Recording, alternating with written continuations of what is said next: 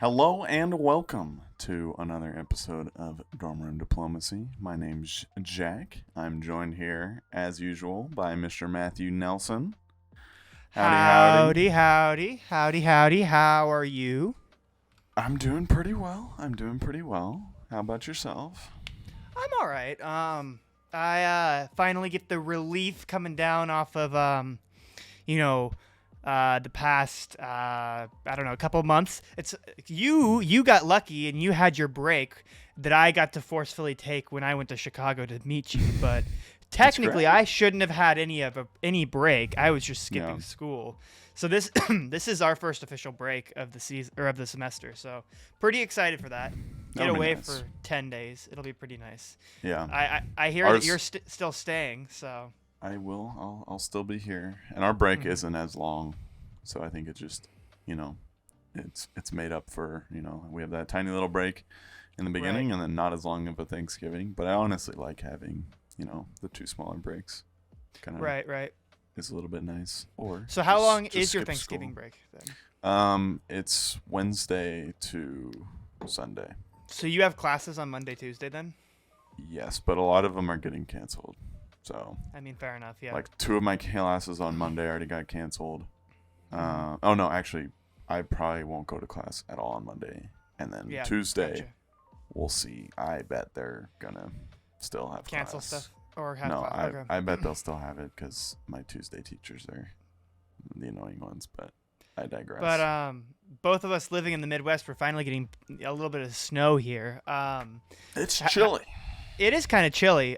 Today it was 3 degrees wind chill outside, and no bueno is the least to say. Have you heard of all the whatever it's called, the lake snow effect or whatever that's happening across the lake from you? I haven't.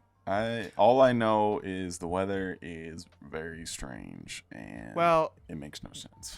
What was happening was the city of Buffalo. There's like a swatch in Buffalo that's like, I don't know, like a couple miles wide that's supposed to get like 6 feet of snow or 5 feet of snow in 60 hours or something like that. Crazy. It was ridiculous. That's crazy. So there's a bunch of YouTubers just like live, just like streaming their reaction. It's kind of funny. I've been checking in on it. Like that's ridiculous though. Yeah. But having the lake so close just adds another variable into the weather, which takes the crazy Midwest weather that's impossible to predict and just makes it even more difficult. Although I don't know. So it's been really cold in the mornings. And then it, gets warmer throughout the day as it, typically does. Normally does, yeah. With the sun, sunning. As the sun suns, temperatures rise. Well, I mean, the past complex relationship. The past couple of weeks here, it's been like cloudy, and today is the coldest day we've had by far. But since the sun is out, it's not actually that bad here, and that gives me hope for surviving this winter. But you don't think he'll make it? I don't know. It's cold. I don't like the cold. The cold is, not great, but the problem for me is taking public transportation when everyone is forced into, using the L and the buses and everything because of the cold. Small train cars, yeah. No one's walking, no one's biking, anyone who was doing any of that is now taking the L. And my God. I mean, I took it home last night. Around 5:30, like 5:30. Like, yes, I know, like the worst time to be taking it. And there was a guy pulling at my backpack as I was getting on. And to get Seriously? on, like, it's, we're everyone's standing there, and there's a ton of people at the stop that I normally get on. And it's one of the most, it's straight in the middle of downtown, like one of the busiest stops in the whole city. Right. And we're all just standing there, and then we just look at the train as it's pulling up, and it's just packed, rammed, and we're like, how the hell do we get onto that? Because your next option is like a couple like 10 minutes later, isn't it? It'd be like 15-20 minutes later. Okay, yeah, even more. And so not ideal. And we're all looking and like just like, oh my gosh. And then we're like, oh, maybe a bunch of people get off, and like 10 people get out, and so it's just everyone piling in there, pushing. You're shoved up into everyone. And then one guy started pulling at my backpack and like cussing me out and saying, I need to get on this train. And I just turned around and just looked him straight in the eyes and just like stared at him for a few seconds. And then another guy was like, get out of here, man. And so he was like, God. And then he just walked away and was cursing us all out. So, just like the good old stare and make him walk away trick, Yeah, exactly. But like, I don't want to like do anything physical. Right. It's every man for themselves though in those trains for sure though. It's brutal. But I mean, so the buses that we have here are getting just not nearly as packed as you have, but like it's packed and it's not fun. And yeah, like we have the campus shuttle as well that runs between the two campuses, which I normally try to take at night. But even that is always packed. So does that just have one stopping point? Yeah, it just goes campus to campus all day. Okay, gotcha. Yeah. But it's not super reliable, and it's also constantly packed. So. Yeah. I mean, public transport's nice until every single human being in the city is using it. Like. Yeah, exactly. But, yeah. What can you do? I think we had a little bit of a topic that we wanted to, possibly bring up today. And honestly. Certainly. Honestly, not even thinking about it, not even intending it this way. Our topic about public transport kind of like somewhat by extension brings it in. In a way, grasping for a transition. We're grasping for straws. I'm trying to find some sort of a transition, but we're talking kind of about like, subscriptions and their marketing and how it's literally taken over every part of almost every transaction that we make that's like or that's like on like a long-term basis, just everywhere. Yeah, I mean, being a human, as all of our listeners are, yes. Look at us, we all have something in common. You'd be quite aware of the subscriptions and their place within modern markets. Right. Every nearly all like software, it's just become a thing, and you didn't see this even 5 years ago.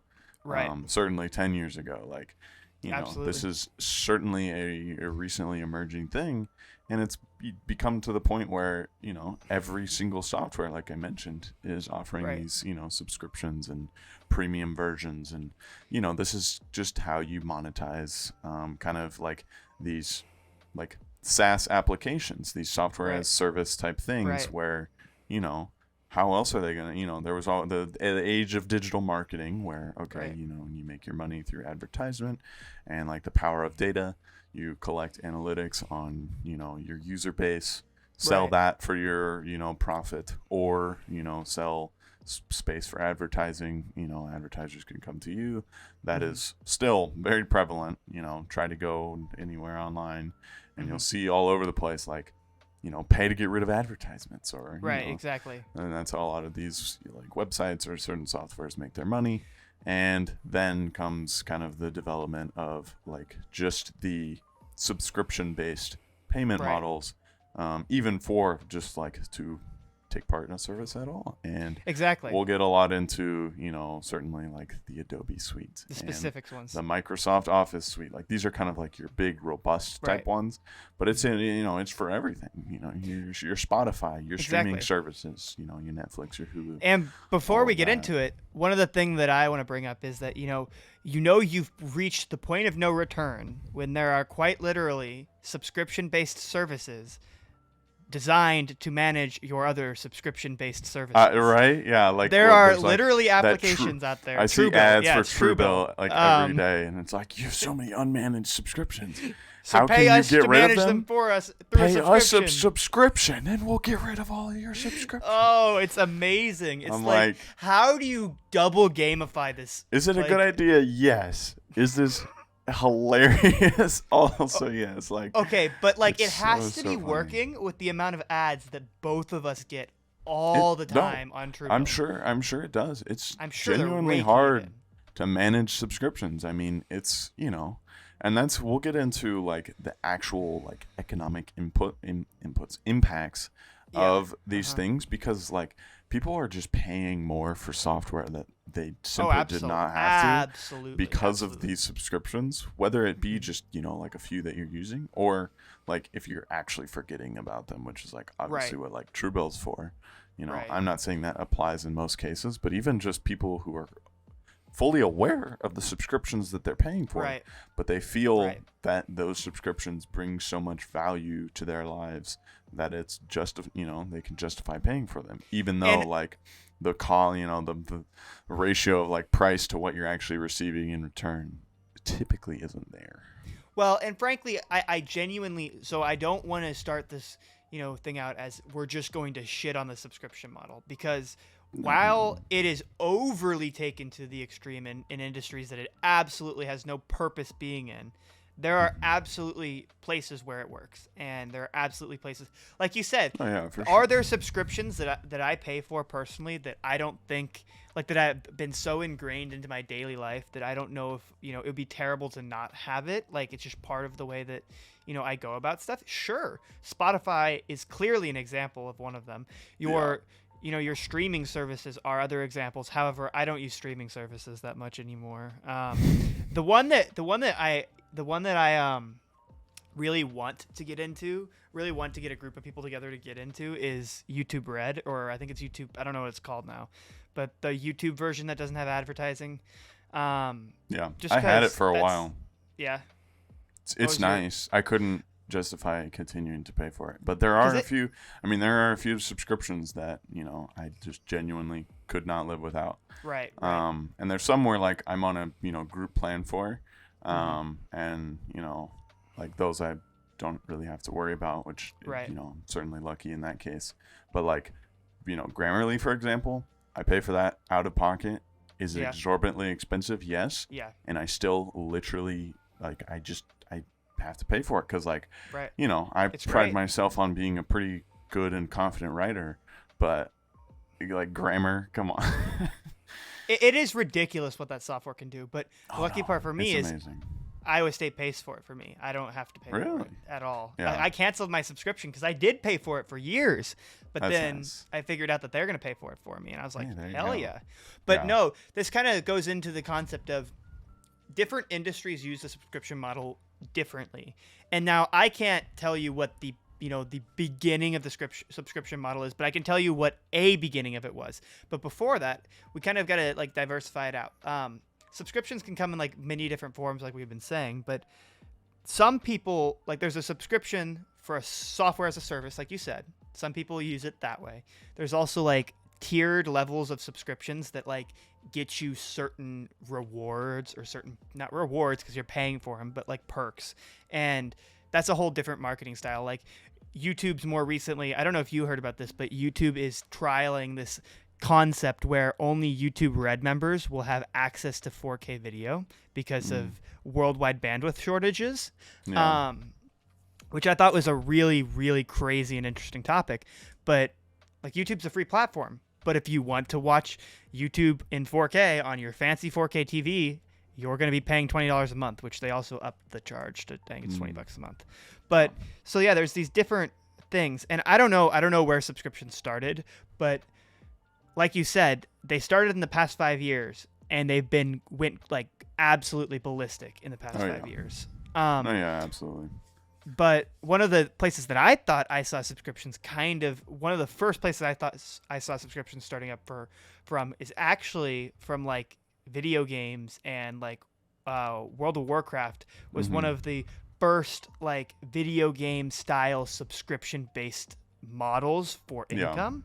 It's been a pretty common thing, you know, that's continued to evolve. But honestly, I want to say that you know, that was certainly an early iteration of it, where it's not like the, you know, subscription as you would think of it now, but it's more so that you pay, you know, a certain amount a month to be able to, you know, play like online and continue to receive content from like a constantly updating game. And, you know, tons of games use that now.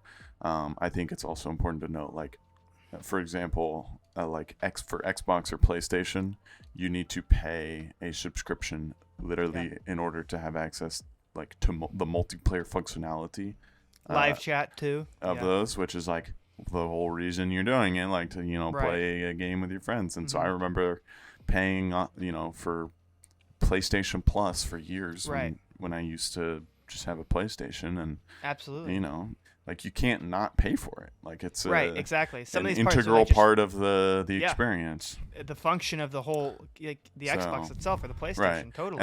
And I think that's where a lot of the controversy arises when it comes to subscription. Is you kind of break it out into two things, and it's okay. Is the subscription a upgrade to a free service where you have the ability to use your free service, and if you either like the service enough, or if you want to scale the service enough, or like you say you start out as a personal user and you want to make it an enterprise thing, like use it for a business or something, all of these different things, like take it to the next level pretty much. Then you pay a subscription to unlock either more features or greater scalability, or more users can have the account, or like whatever it is, or it can just be like you really don't have anything available for free. It's you have like a free trial or something and whatever, but like to actually use the service you have to pay a subscription model. And I think that there are certainly certain softwares that justify both, but there are also plenty that don't, and they try to just use a cookie cutter model of like marketing there, and price it similarly to other products they see without offering the same features, the same scalability that those other products or services use. And so that's where a lot of the kind of controversy or the distaste, let's say, kind of comes from, is like all these softwares just forcing you to, if you want to at all use the software, you need to pay the subscription. And one of the things that I kind of want to bring up is kind of bringing into that is that like we have to understand, we have to take a moment step back and understand why subscription models are great for business. They're great. And they're amazing on the business side, because like think about it this way. We're going to use the Xbox, the Microsoft Xbox, and the PlayStation, the Sony PlayStation example again. And I'm going to go get a fancy new Xbox off the shelf, and I'm going to pay $400. Okay. Now, let's say that they're making, I don't know, like 25, 30%. That's probably a decent margin on a tech product like that.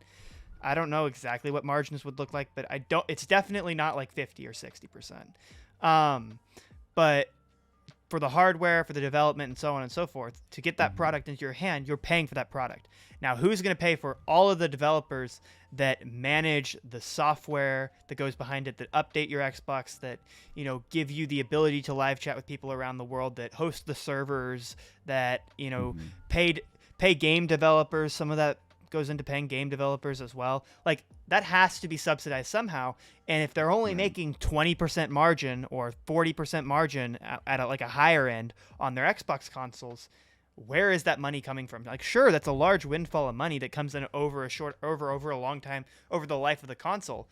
But also that money has to go into developing the next generation console. Like there's a ton of different, you almost have to think of them as separate entities. And it sucks because like I buy this really expensive tech product. I should be able to use all of it right away, right? Like it's the same fucking thing as the BMW heated seat subscription. Oh, that's so BS. Funny. I think that is so funny.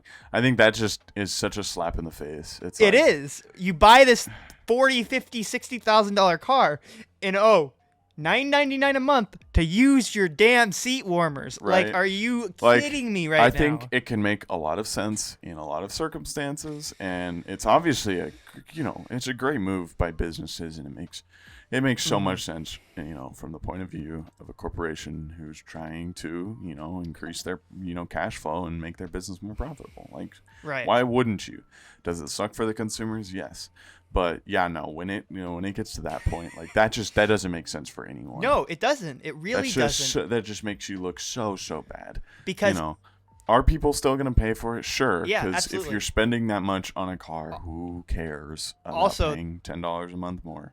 I But think there's like, legislation in Germany that got rid of it, which is where it's made.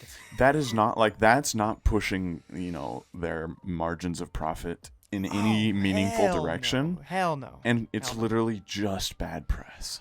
So, and here's the thing. Here's kind of how I like to separate it out. So, to have a seat warmer, okay, we'll use this analogy again. It's a piece of hardware that's put in your car that requires absolutely no maintenance, no like remote services, no time by a company employed individual. You don't every time you want to turn your seat warmer on, you don't call BMW and say, "Hey, I need an official to come out here and flip a switch for me and turn on my seat warmer." Like that's not how this works. However, software as a service, like we have been talking about, SaaS kind of is the acronym, but software as a service, it's a service. And what do you do every time you need a service? You pay for it again. And what do you do when you need a reoccurring service on a set interval of a month or a year? You pay for it every month or you pay for it every year. So right. And the important part is, like I was saying before, is that when it comes to businesses, when it comes to, building and developing a well-founded business, sure, a massive lump sum of money around the launch of some product or some service is great and amazing, but that's gonna pay. You're gonna get companies tend to get like super excited and ambitious and go after crazy goals once they get this massive lump sum of money, and then what happens? The money runs out and you're not making money on your past endeavor, and now you're out of money. Like it's important to understand that the subscription models allow businesses to continue to give you quality products that are continuously updated.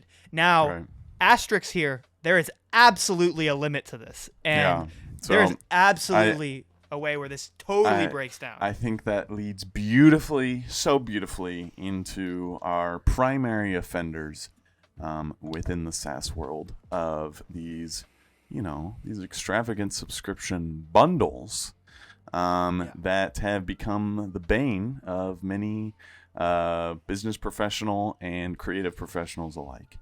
And it can be none other than the Microsoft Office Suite and the Adobe Creative Cloud. Hell, you could tie G Suite into there too. G Suite sucks too. You can, although a wide majority of that is available for free. Yeah, agreed. You have to pay, to store more, but Enterprise G Suite is not great. Right. Yeah. But at the same time, a majority of businesses are going to opt to use the Microsoft Suite because it is, and we'll get, trust me, I'm going to pick it apart plenty. But it is the most robust and, kind of the best, functionality. Just, it has it's the most feature rich of any, enterprise bundle that you can get. It really is the best. And, I use it every day, all the time. And, it's like, for me, it's for school, and it's, kind of aimed at acclimating everyone, since it's such a useful part of just modern business. But it really is the best when it comes to what it's offering compared to its competition. And there are plenty of problems with that because in America and many other countries across the world, we like to claim that we have competitive markets, and that competition drives innovation and, entices people and companies and, entrepreneurs to innovate and push the boundaries of, current products with new features and new functionality, and kind of just be constantly upgrading, and iterating upon, what was available in previous generations. And this is completely stifled by these massive bundles. And the reason for that, and I'll just use kind of the example of the Microsoft Office Suite, but nearly all this applies to the Adobe Suite as well, and we'll get into that. But they are very similar, just in two different kind of, spheres of work, let's say. But in terms of, the kind of the office suite, what it comes down to is, you have all of these, the world of software and kind of software innovation is still, like constantly evolving, and is a massive industry. And the problem is, I don't think a lot of people necessarily realize that, for just the reason that whenever kind of such a interesting or enticing product is developed, a new team comes up with this great new product that's so much better than anything else, and you think, oh, that's great, this is good for competition, we're innovating, this is what free market, this is the aim of free markets.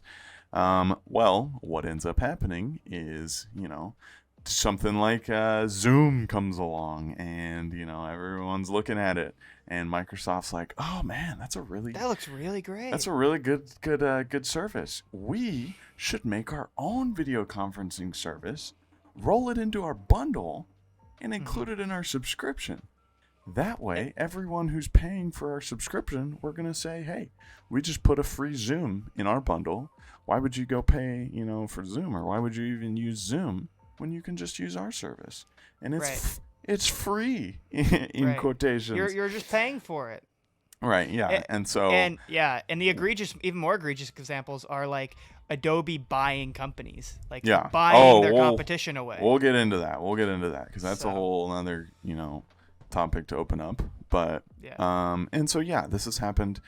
So many of the current products you see offered within the Microsoft Office suite are just things that they've either acquired.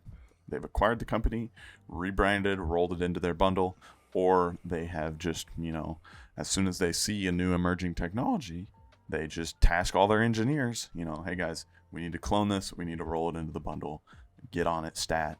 They throw it in there, even if it's, just the same thing but shittier, it doesn't matter, because they can just market it within their bundle. And they always, are going to say, oh, it's free, it's included in the bundle, you're already paying for it, no need to worry about it.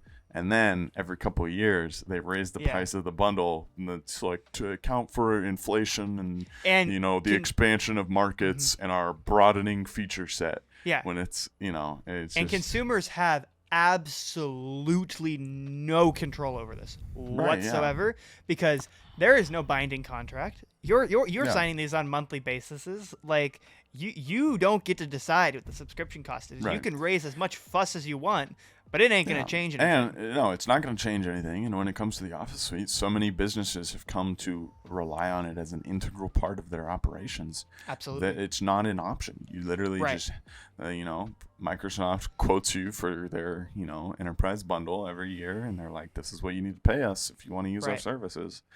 And you don't have a choice. And then the sucky part is, especially with these creative things, is that you build your entire template library, you build your entire workflow around these pieces of software. And if Adobe, this is the great reference I like to bring up a lot of the time.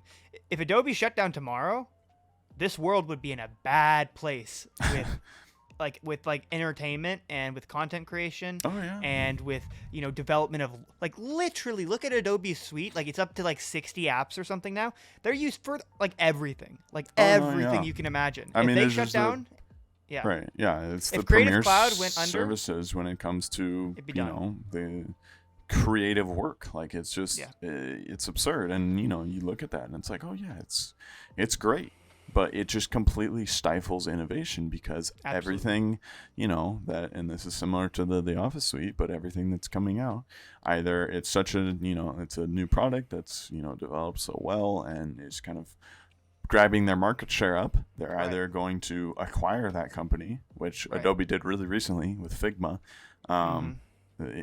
massive deal, where they just said, sure, we're going to pay, the tens of billions of dollars, I think it was to, just wipe out our competition. And it was literally just, like a Photoshop-esque service, kind of more of an intuitive version of Photoshop. And it was, pulling at a lot of Photoshop's market share, because people don't want to pay for the whole, Creative Cloud necessarily. And so what do? They buy it up, and it really diluted the just the shares of their company, and was, a lot of people were questioning the deal, but it, in my opinion, will be something that will unfortunately work out for them. I would imagine that it's going to be brought into question a little bit with these, anti-monopoly hearings going on in Congress. But we'll see. We'll see how it develops. I'm never one for, pushing for regulation when it comes to business, but I honestly think, when it comes to these huge, and they really are monopolies, these suites, these bundles that we're talking about, where they just own everything in their respective sphere. And so, like I said, they're either going to acquire it, like Adobe did to Figma, or they're going to, try and just clone a product off, develop their own. And even if it's not as good of quality, they can, their customers are just going to be like, okay, well, I'll just use this because it's in my bundle. Right. And it's really difficult because you have to have something that stands out so widely above all the knockoff clones in order to actually gain traction. And one of the other crazy things, kind of shifting gears a little bit, is that when you're talking about the Adobe Suite, you can buy individual applications on a Creative Cloud subscription. It's $19.99 to buy Photoshop. That's still ridiculous in my opinion. No, it's very exorbitantly priced, and they know that they can get away with it because it is the best, and it is. But here's the thing. But the reason that they continue to be the best is just like I said, it really does hurt innovation, because it's being a startup in when you're competing with the Adobes, the Microsofts, being a startup and trying to compete with that, like you said, you have to create such a robust and unique product that really does set itself apart. From the enterprise side, Yeah, and that's why those softwares are still the best. It's not they're just, they cracked the code and they found the best possible. There's plenty of problems with the Adobe Suite and, the Office Suite. Their softwares have so many problems, and there's not a whole lot of incentive to push and innovate on those softwares, because why would you? They're, they're the premier. Do want to pull up a devil's advocate argument here. Sure. And it's important because you have to. We all are conditioned to despise with a passion subscriptions. We're conditioned to hate it because it's $10 every month coming out of our paycheck that we just forget about. It's gone. It's up in flames, right? However, I think we have to look at this from a consumer side. Honestly, I think this hurts the enterprises. The subscription model hurts the enterprises more. It hurts the big, creative, news companies, creative companies, film producers who have to buy hundreds of licenses for individuals on their teams, and they have to do it through the subscription service. Then hear me out. My argument is this: whenever me as an individual is going to buy the Creative Cloud Suite, I think it's $59.99 right now for the entire 60 plus apps that you get access to. I want to go do that on my own as a personal, to do whatever my personal hobbies are with the Adobe, Suite products. $50 or $60 a month is absolutely exorbitant. I'm not denying that. That is ridiculously expensive. However, if you're only going to be doing your hobby for a year, 2 years, I don't know what it is. If you're only going to be, using it here and there or whatever it may be, it's a lot better than what it used to be when, if you are a consumer and you wanted to buy just Photoshop, you were paying $4,000 for a license to Photoshop. And I think that the distinction can be made that it might be slightly better for a consumer to get access to these industry grade pieces of software, like industry standard softwares, if it's not $4,000 to get a license to it. Now, the reason I say it hurts enterprises and these creative groups more is because all these creative groups have the capital to buy a $4,000 license, because say Creative Cloud or CS2, which was the old version of like the creative cloud type thing that got killed off when CC came a thing, was a software that you would buy each individual product for a couple $1,000s, and you'd give it to an individual. Now, after like 2 some years or something, your subscription model completely blows through the ceiling of that, and your value's entirely gone, and you're just continuing to pay on something like that. You don't even own the software. So I think from a consumer side, there are moments when sometimes this model works if you're not using it for like a long-term thing. Because even nowadays, if you're talking about things like AutoCAD, or you're talking about Inventor, or you're talking about SolidWorks, which are all massive industry standard engineering CAD programs, they're still like, to get a subscription or to get a license to SolidWorks, which is probably the biggest industry standard, for one user, for I think it's like 5 years, it's like $10,000. It's like 10 grand for one user. That's ridiculous for any consumer to put into any hobby whatsoever. Right. So I think this argument has to be made. It makes sense, and I agree to an extent where like.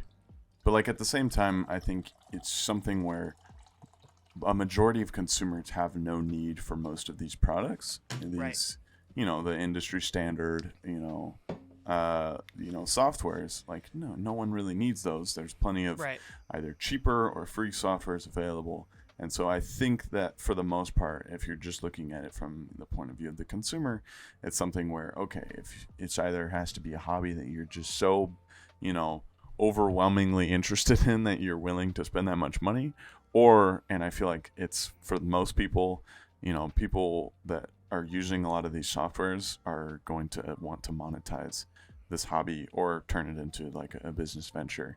And obviously the reason they're priced as they are is because, these companies have done, countless hours of market research and price their products according to what people are willing to pay for it, And the problem is that these products have origins in like corporate areas. Like these products originated from like corporate entities buying them for their employees. Yeah, I mean that's where the money is. You're not going to corporate will pay for it. Corporate will pay for it. You're not going to develop such a robust product for consumers because there's no need. You want to develop it for the people who have the money.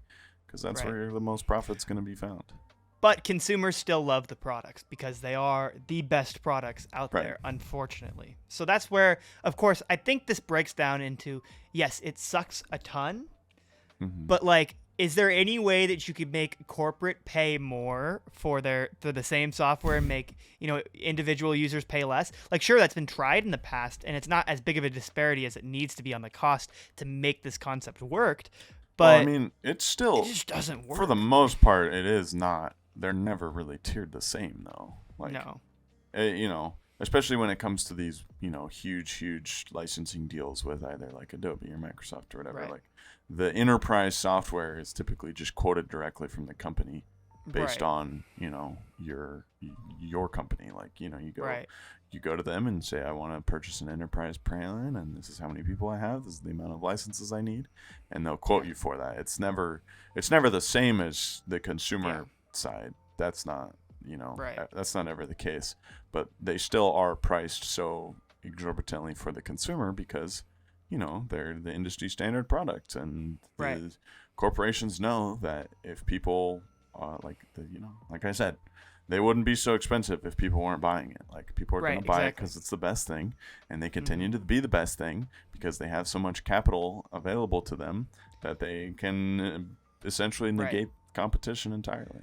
But I can tell you for absolute certainty that if I'm a big corporate entity and I go to Microsoft and say I want 5,000 licenses of Microsoft Suite, they're not going to charge me like less than like maybe 30% off of the market value that an individual user would get, like for all those licenses. Like, again, these companies, I don't want to put it as they're money hungry, but they kind of are. It's not money hungry.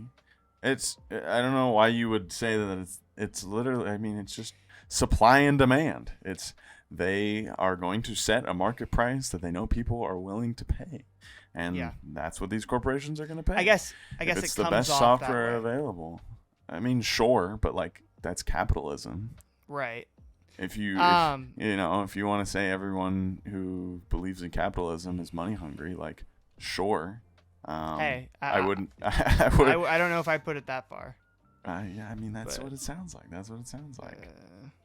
But one of the other things that I want to bring up is like totally predatory type subscriptions. And of course, Adobe's been in the news a lot recently. And there's another one that doesn't actually have to do with Adobe, but it has to do with one of their partners, which was Pantone, which is basically a color verification, essentially like corporation that does like color verification, which is really important because without going into much detail, colors and trademarks and copyrights are a weird legal battle, but essentially colors are important to get exactly right on your marketing material, your promotional material, whatever it is. And if you don't, you could be at risk of lawsuit and damages. So I won't go into any of that, but essentially what happened was Pantone has a library online that's digital that has Pantone colors. It would be like the name Pantone and like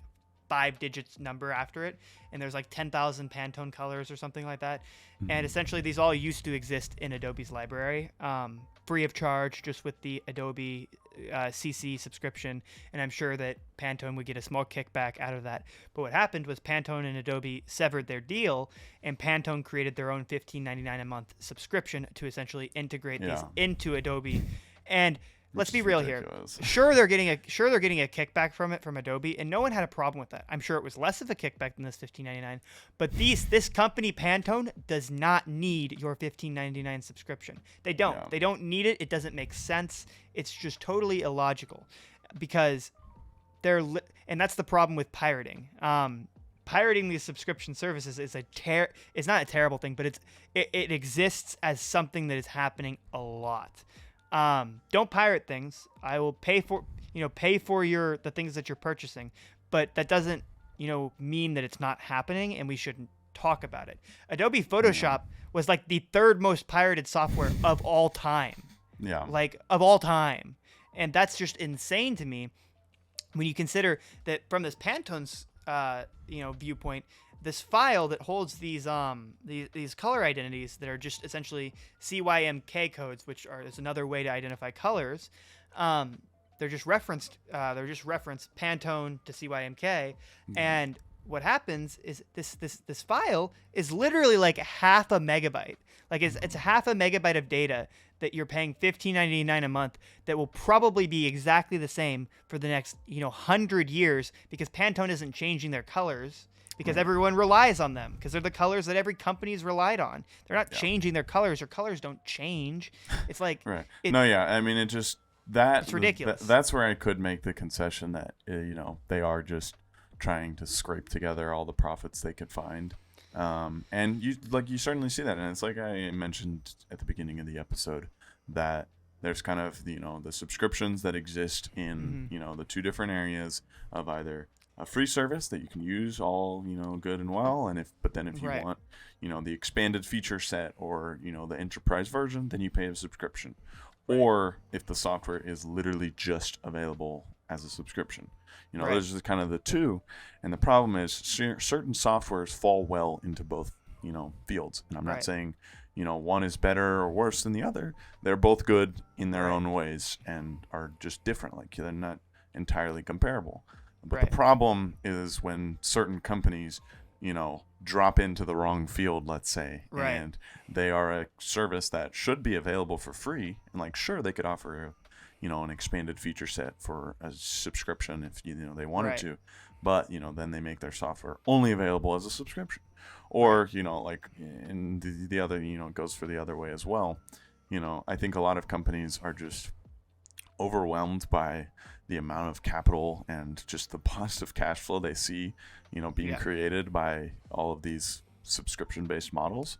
And, obviously, as any corporation would, being profitably motivated, sure, you want to jump on the trend and see if that works for your products.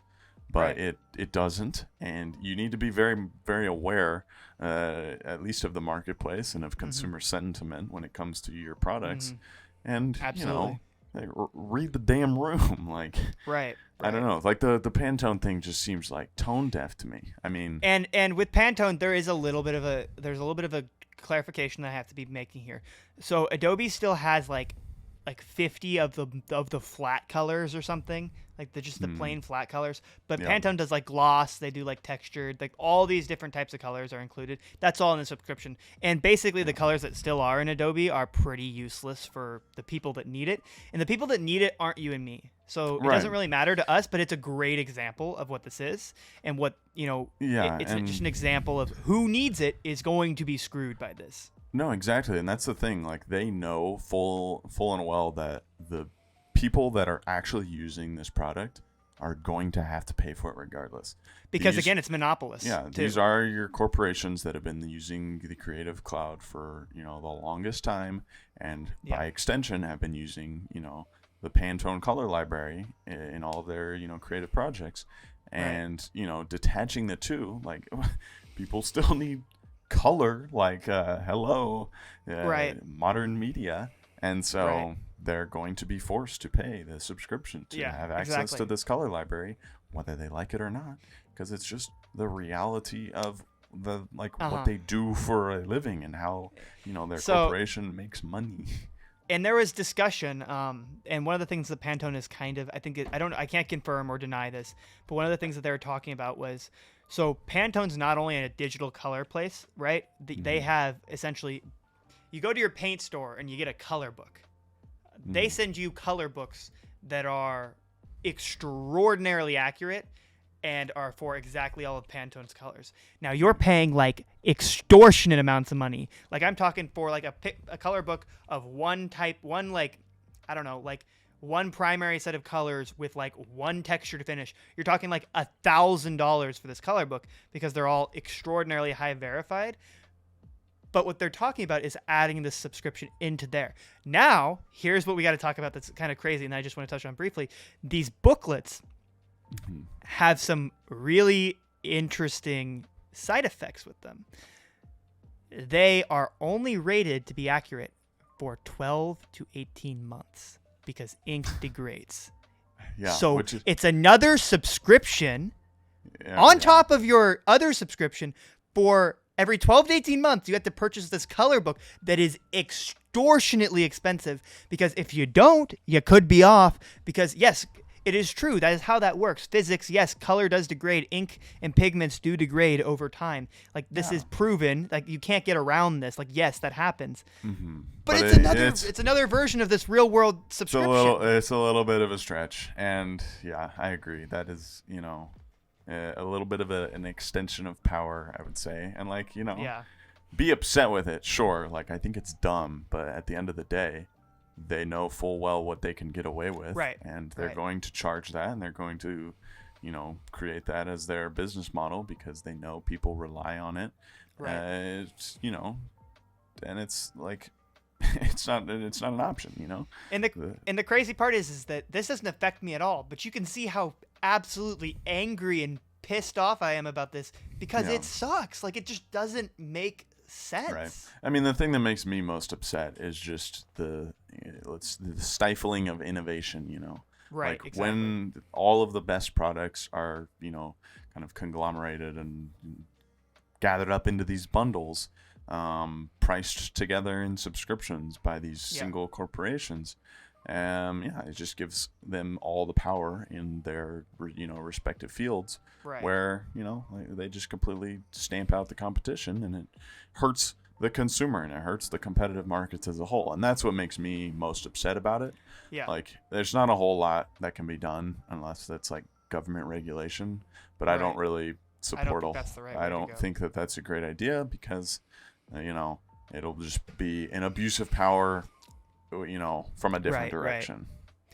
And I think what we're trying to express is that the issue itself may not necessarily be the concept of a subscription itself, because subscriptions are really good in some senses. It's when you bundle a massive suite of things together that things kind of get dicey. And of course, there's going to be arguments where this is absolutely marvelous for certain businesses because, I mean, I don't know, a one price fits all for all of my creative needs. It's extraordinarily convenient, and that's why they're so convenient. successful.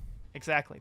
So, like, yes, we can hate on it as much as we want. Is it still going to, proceed to exist in, plenty iterations? Absolutely, because it works and people will pay for it.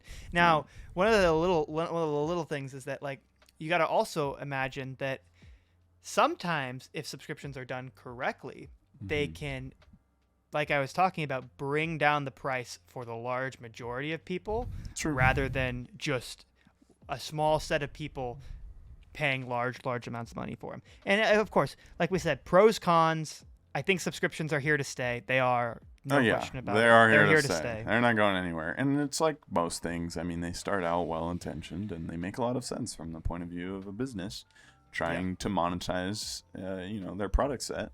And, I think it really does come down to different businesses trying to fit themselves into different kind of, fields of subscriptions. I don't know, what the best way to define it is, but you just need to be really careful, at least if you're a business when you're designing these, and look a lot at market sentiment and like what people are willing to pay. And like, you can't really be upset, at least from a, with the pricing model of things.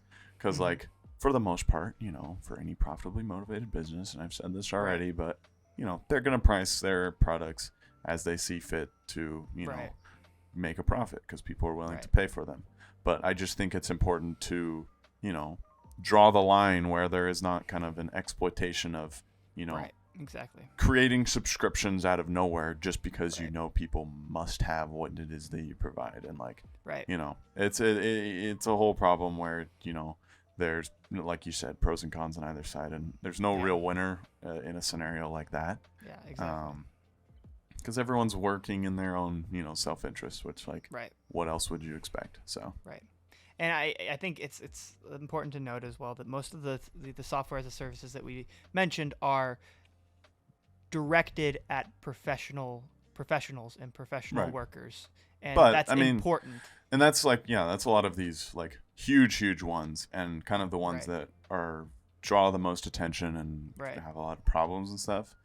And so it's kind of, while they might have the most extensive problems and be the, largest players in the market that everyone's looking at, they have a trickle down effect into all of the like personal subscriptions that, like we mentioned people before. People follow the big guys. Exactly. Yeah. And so like, your Spotify's and like all your streaming services, like you don't want them to turn into something like that. Like, and I mean, they're already going like that. I mean, there's like the whole like Disney Plus bundle where it's like Disney Plus and Hulu and ESPN. Well, didn't Disney Plus buy Hulu? Or and didn't that's getting Disney bundled buy Hulu? in. Yeah, I think that's the thing. They have that bundle of the three, and it's like, okay, well, if I only want Disney Plus or I only want Hulu, and so but it doesn't make sense. Here we go. Financially, like with those bundles, it looks so enticing. You get all three of these. Yeah, I know. Right. And then here's the other thing. Who doesn't? And we're gonna close it out here. We're gonna close it out here pretty soon. But outside of all this, it's like I use Spotify. You use Spotify. I occasionally use Netflix. You occasionally use Netflix. Because these single service companies have built such a massive, impeccable reputation around what they are providing. I'm not talking to their company's ethics or whatever, but the service that Spotify provides is probably the best music streaming service out there for the masses. I don't think that's I better not hear any Apple Music arguments at all. I don't think Does it make sense if you get it bundled in with like your cellular plan? Sure. Yeah. But don't try and tell me that it's like pound for pound better than Spotify. So here's the thing. If tomorrow you told me that Spotify was increasing by $4.99, would I still pay for it? Yes. Yeah. Would I make a bitching fit about it? Also, yes. But would I still be paying for it that next day? Yes, and that's the scary part. I know, that's the thing. Like, it's, with the subscription service, if it is something that you so rely on, and is such an integral part of your day-to-day experience, like, what do you do when they, quote-unquote, adjust for inflation. Also, like another thing, they proprietarize their like all your playlists exist on Spotify. Oh no! Like sure, there's services to transfer them, but like most people don't go that far. Like it's just right. I don't know. Yeah, no, I know. Some of these services I'm locked into personally. If they raise Spotify by $4.99, we're coming on here. We're doing a full 2-hour-long episode just about whining that. And complaining about it. What we're gonna go down to the micro level. What are your reasonings for increasing these? Better not be inflation, although it kind of makes sense sometimes. But you better not say it that way. Better give me a good reason. Yeah, I don't know. It's yeah. Take that as your daily dose of recognizing what you're paying for, and then also recognizing how dependent you are on these services and what you're paying for. It's terrible when you actually think about it. It's terrible, but then you come to that moment when you're like, oh, these are really, really, really convenient. And I think above all, first world problems. Exactly. That's the biggest thing about these, any type of software as a service is they're unmatchedly convenient, and that's just it. I mean, that's what they're built for.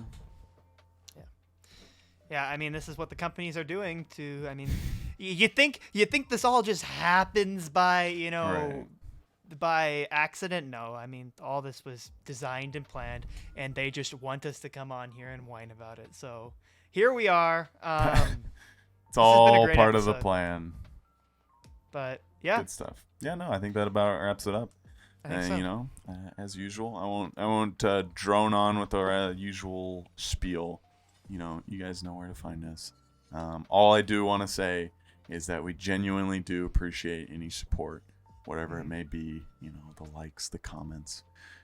Let us know what you guys think. We'd love to talk, and have a productive discussion. Give us comments on what we should talk about. Any ideas, feedback, all that. We look at it all, and we greatly appreciate it. So, yeah, that wraps things up here. We'll see you guys on the next episode. See you next week. Peace. Bye.